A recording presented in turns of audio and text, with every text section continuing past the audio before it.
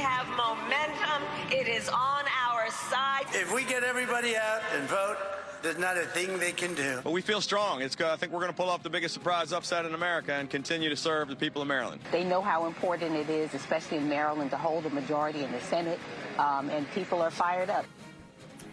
And here we go, off the top at 4. It is the final day of campaigning. This is candidates make their closing arguments to the voters. Fox 5 has you covered with both the local races and the big race for the White House.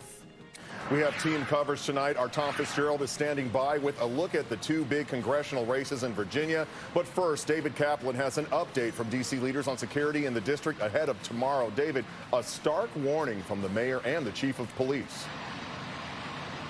Yeah, Shamari, they said there is not going to be any tolerance for any sort of destruction of property or any protest that gets out of hand. You'll hear from Chief Smith in just a second. We are told that they have been planning for this specific post-election period for months. They understand, D.C. leaders do, that many Washingtonians have a lot of anxiety and a lot of questions about their safety for this post-election period. But leaders today touted there is an increased level of coordination both within D.C. government, with regional law enforcement, and within all the stakeholders that have a say here in the District of Columbia when it comes to keeping people safe. As we've said and we've seen, there's been more of sort of a fortification of the district in recent days. Today, Fox 5 spotted additional wood paneling going up at least one office building downtown. We know fencing's gone up around the Capitol, Naval Observatory, where Vice President Harris lives, and the White House. D.C. Mayor Muriel Bowser and D.C. Police Chief Pamela Smith stressing that right now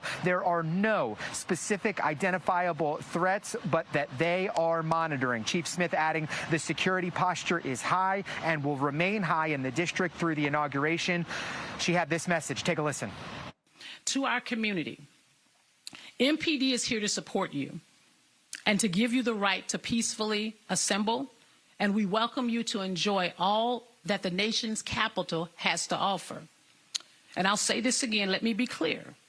There will be no tolerance for violence in our city, no destruction or any unlawful behavior. As I've said before, we will hold all offenders accountable. We will not tolerate the destruction of property, and we will not tolerate threats to public safety as well as this election process.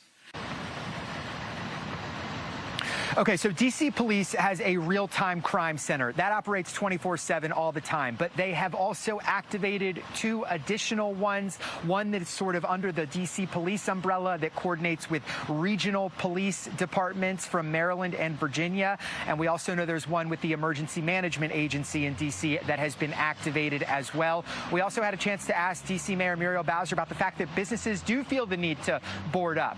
You'll hear her answer to our question coming up at 5. When you were talking with the mayor, did she say anything about activating the National Guard, David? She said she plans on it. She didn't give too many specifics about when or what the request would be, but did note that there would be a sort of an increased presence specifically for the January 6th certification of the Electoral College vote, as well as the January 20th inauguration. So we can expect to learn a little bit more about what Mayor Bowser might be planning on that front in the coming days and weeks. Angie.